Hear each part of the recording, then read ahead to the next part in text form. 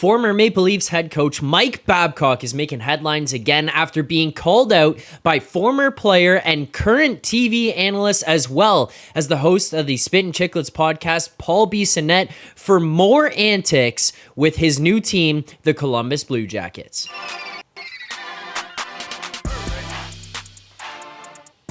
What's up, Leafs fans, and welcome back to Leafs Digest. Yes, that is right. We're making a video here today about Mike Babcock. Now, I know you're going to sit here and say, well, how does this tie back into the Toronto Maple Leafs? Well, it only slightly does, but any opportunity to dig into a story with this former disgraced coach of the Toronto Maple Leafs who just somehow found his way back into the NHL this past offseason, I'm going to jump at it. And since it's all over the news here today, I wanted to take a minute and try to piece things together for people trying to get a grip on what went down in the world of Mike Babcock, Bissonnette, the Spittin Chiclets, and the Columbus Blue Jackets today on Twitter. So let's start with this. Here is the history of Mike Babcock. Who is he? What happened? Why is he relevant to us? Well, aside from the fact that he won Stanley Cup with the Detroit Red Wings, as well as some gold medals with Hockey Canada at the Olympics and the World Championships, leading him to become one of, or known as, I guess, one of the best coaches in the game of hockey, which led him to get a massive 8-year contract from the Toronto Maple Leafs ahead of Austin Matthews, William Nylander, Mitch Marner, all making their way onto the team. Famously quoted for saying, "There will be pain," and then, of course, there was pain, and he didn't fully see it through to the point that there no longer was pain, because if you're a Leafs fan and you're sitting here watching this, it's for a couple of reasons. One, you love the team. Two, you continue to feel pain. And three, the pain that this guy caused you made you click on the video. So you are still feeling that, and you'll probably remember him saying there will be pain. It is what it is, but he's moved on. He was fired from the Toronto Maple Leafs after having a crappy start to a season in what was supposed to be a highly anticipated year where they were going to finally make the jump. They were going to take the leap, get to the next level. Some of that was with the offseason trade of acquiring Tyson Barrie. Remember Nazem Kadri going the other way. How could Leafs fans forget that? I know, but they start slow. Tyson Barrie's not being used, well, what appears to be being used the way that they had hoped he would be used. A lot of that had to do with Mike Babcock. So Mr. Babcock, out the door you go, in comes Sheldon Keefe. Well,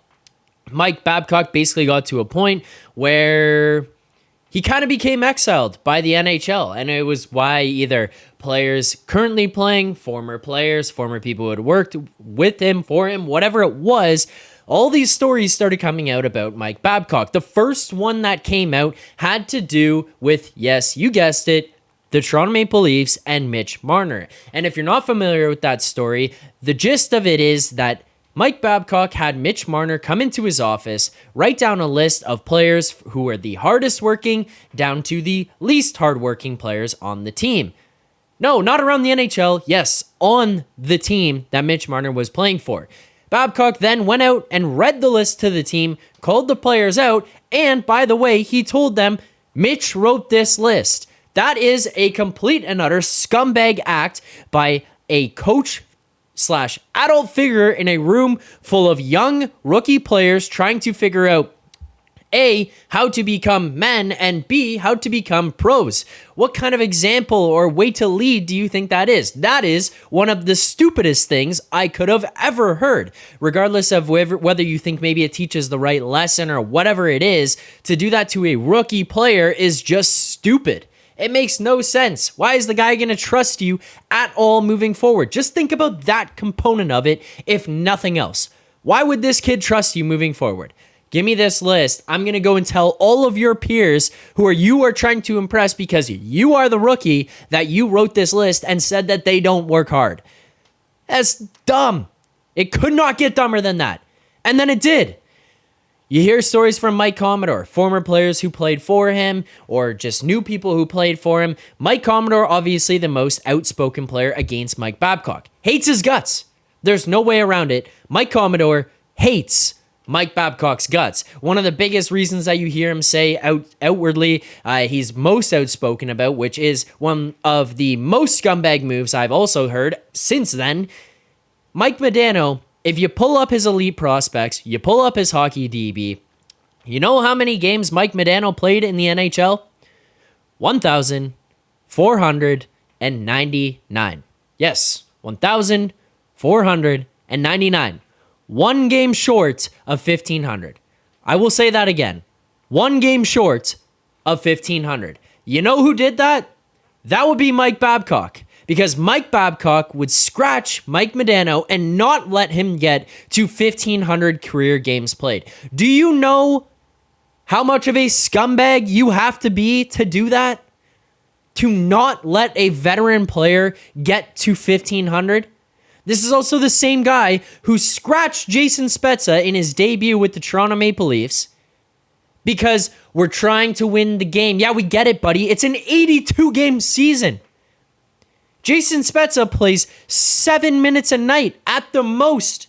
You couldn't have started him or at least put him in the lineup that night as a feel-good story.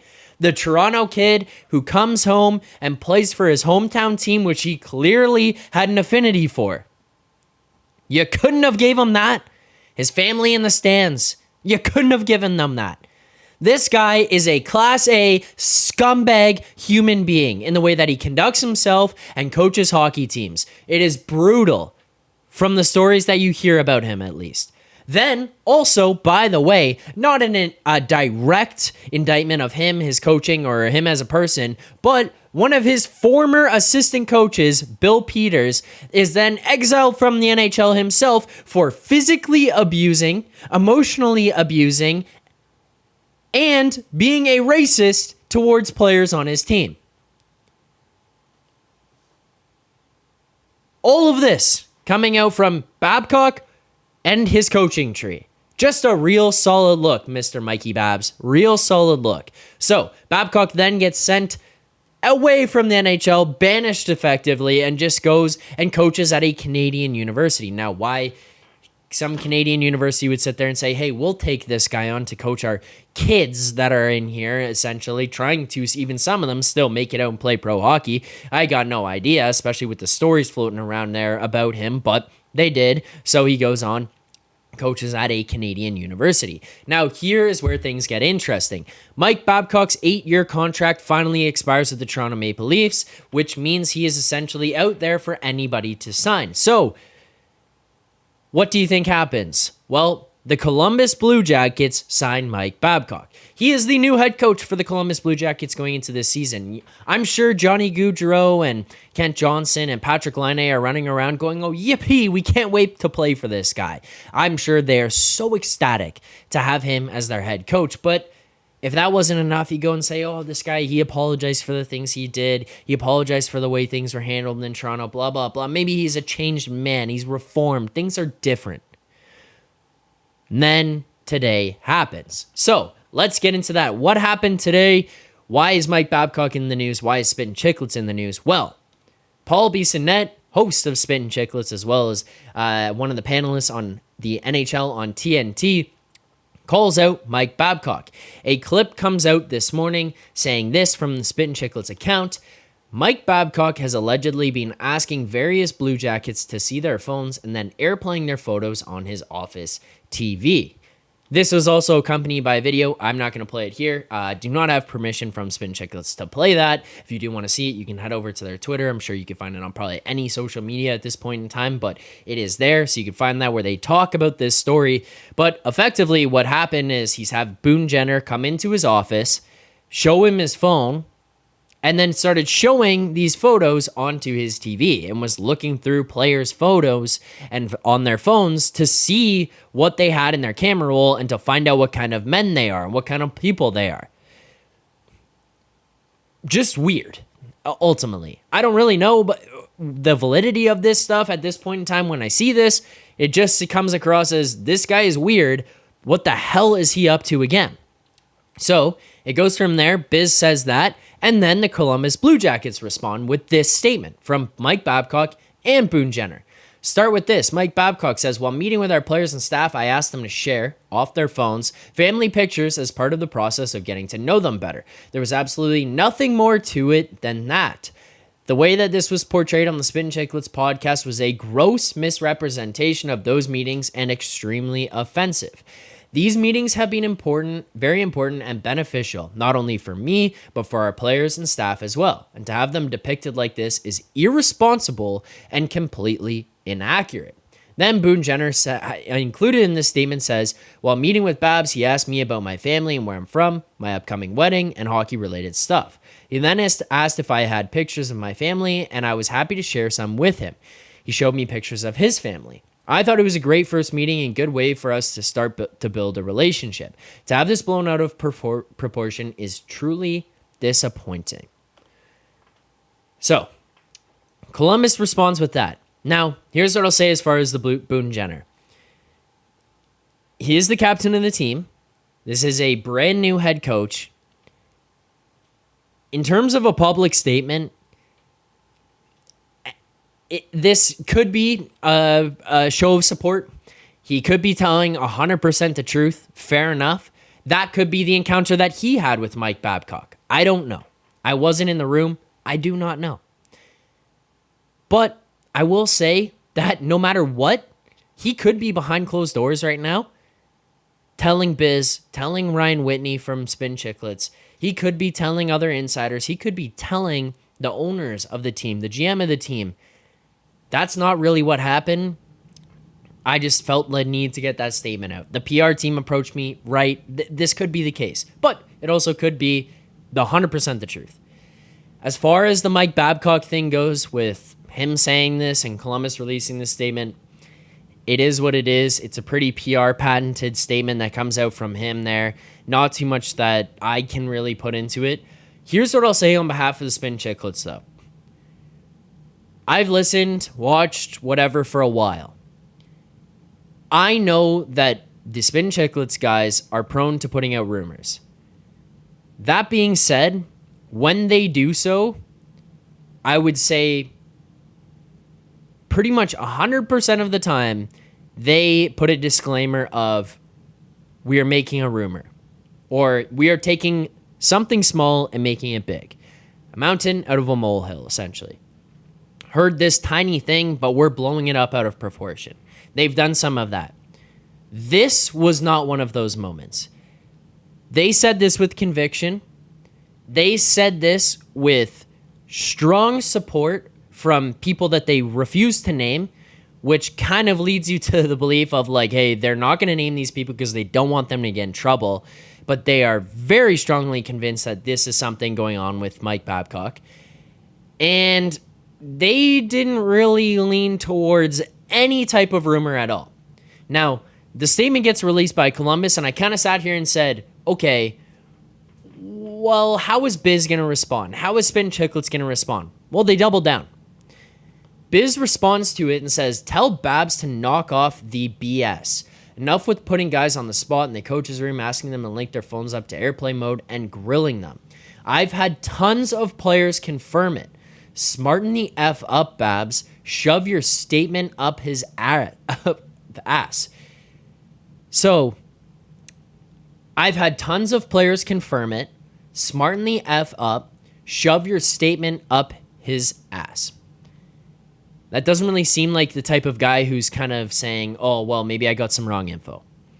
That doesn't really seem like the type of guy saying, I made something bigger than it was out of the initial story that I heard.